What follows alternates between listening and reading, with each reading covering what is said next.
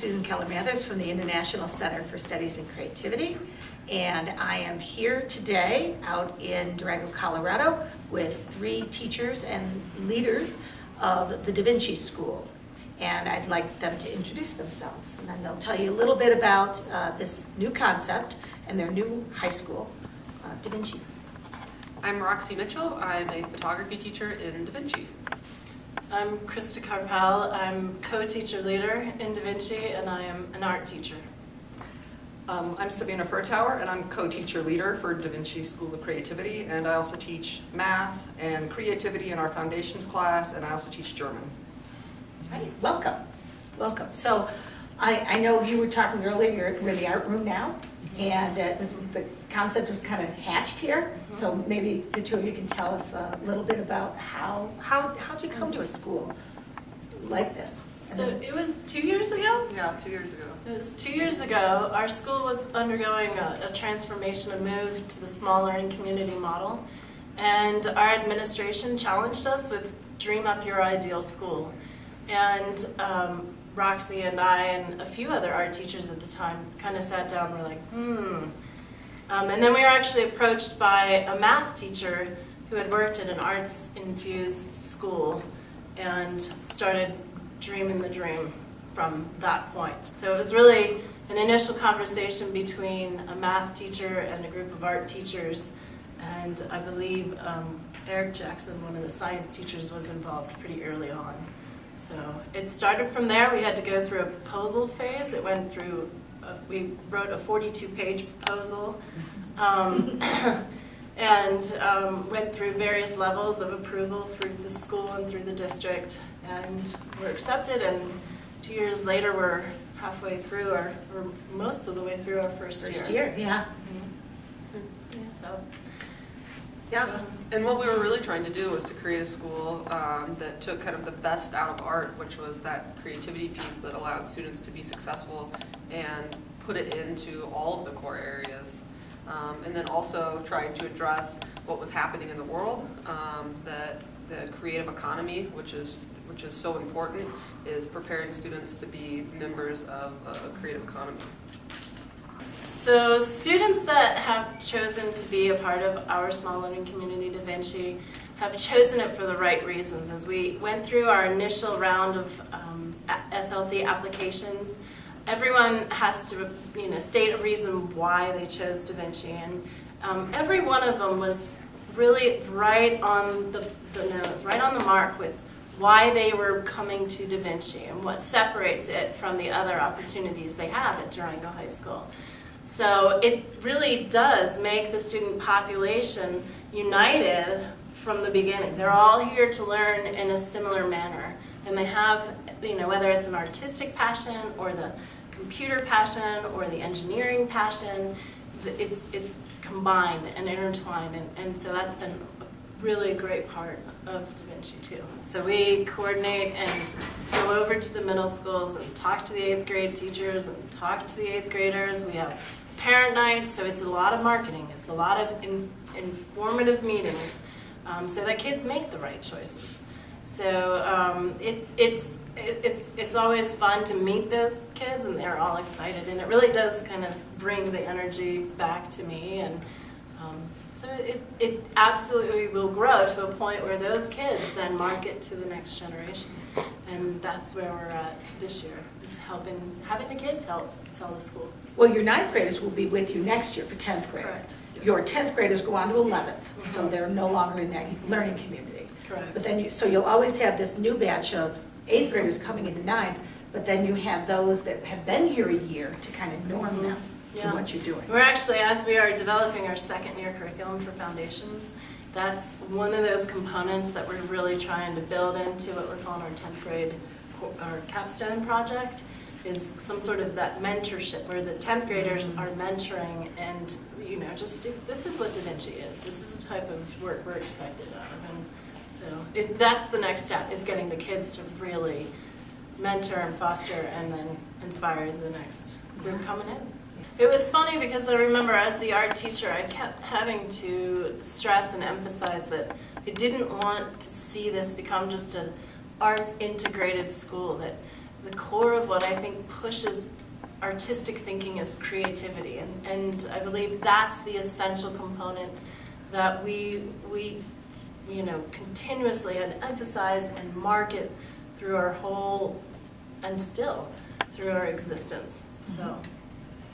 So you have a certain 5 E's, you have arts infused, and you have a set of creativity skills that you're working with. And these are deliberate skills with names and definitions, and they're flexible in how you can use them. The tools are very specific. You've brought in a very, very scholarly piece of creativity and upped it from just the natural promotion of creativity to a more deliberate and level. And that takes continual practice and keeping your teaching faculty informed. I think the thing that really sets our school apart, at least from the other small schools we have here at Durango High School, is the foundations course that all of our freshmen take, and sophomores will be taking it too. And it's got 5 parts to it. There's an introduction to visual arts, which Krista teaches. There's an introduction to architecture and CAD. For kind of the inventor students. There's an introduction to music, kind of music appreciation, an introduction to drama and theater, and then there's 2 of us teachers who teach kind of an introduction to creative thinking. And so we have students do warm-up tasks with some creativity skills, and then maybe some longer like mini projects using those creativity skills, so they're really kind of putting them to work and then seeing how they might work in their other content areas as well. And the overall idea with the foundations class was to teach students the core concepts of Da Vinci, so that they had a library to draw from as they moved into their core concepts, the core curriculum, and in every class, so that they were taking those skills and developing them into the core curriculum primarily. But we felt like we had to have a protected time to teach them the skills. And that's proved to be very valuable. So you have some creativity skills, and you have some divergent and convergent tools as well. Yeah. That are being taught. Yeah, so I'm working off of those 18 creativity skills that... The leap skills, the turns.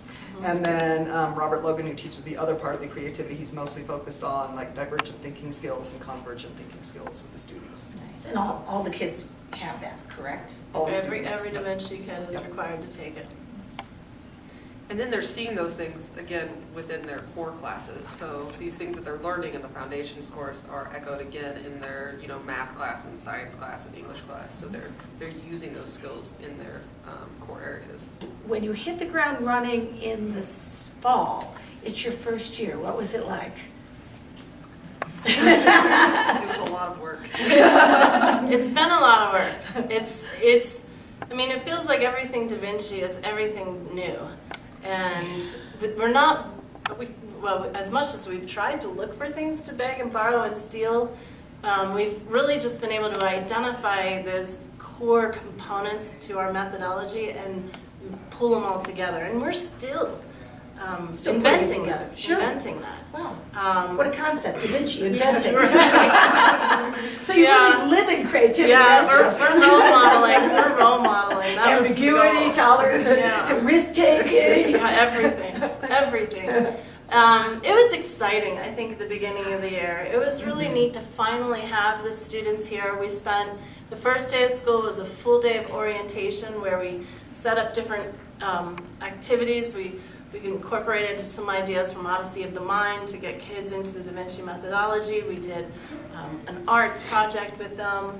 We just did a treasure hunt to locate different rooms so that kids could be, just brought on to where Da Vinci is. What is your day going to look like? How are you going to be challenged? And it was a lot of fun.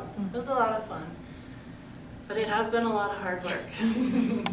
So what I'd like to ask the 3 of you is, what each of you think about what really excites you about being a Da Vinci teacher? What are those? What are those kind of things? Coming to the end of the first year, what do you like the best about it? What do you like about the students having this experience and you teaching in this? And from a teaching perspective, I just get really excited, you know? I mean, all of these new kind of creativity skills that I'm trying to weave into what I'm doing. I mean, I as a teacher get excited. The students are producing better work. It's kind of the thing I knew going through school and then trying to teach school that was always missing, and has finally clicked as kind of this missing component that really needed to be nurtured. So just excited. And I agree. Being an art teacher, I think the idea of using creativity to make connections across the curriculum is a tremendous concept.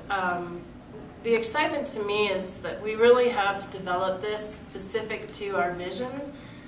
It's a very homegrown vision for what we know of our students and our community. Durango is a very artistically, it's a little flourishing community, and so it's been really neat to have this school reflect the community. As you've been here a few times, people that make a living in Durango, you have to be creative. There's not a large economic base. You have a lot of entrepreneurs and self-employed people, and so it's really neat to see this school reflect the community.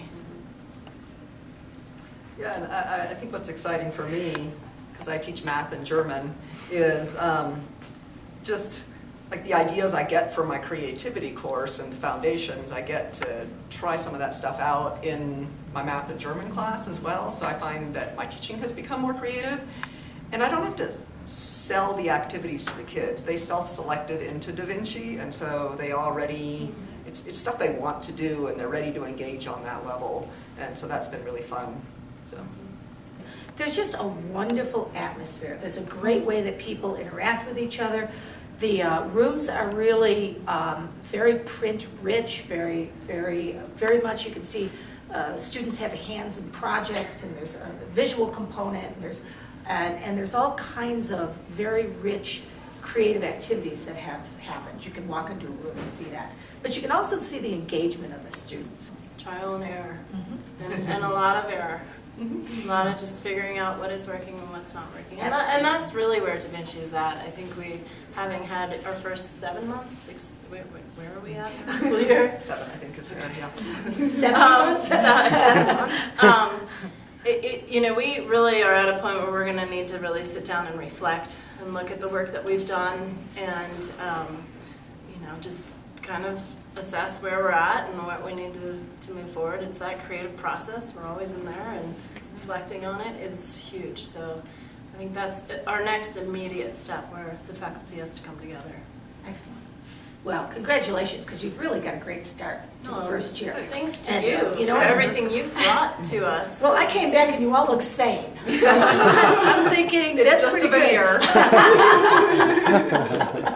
Like, really? It's pretty good for the first year, I'd say. So you really should pat yourselves on the back. So. Well, great. I really appreciate you taking your lunchtime. And anyone who's watching this as a teacher knows that half hour is very valuable. So thanks. Thank you.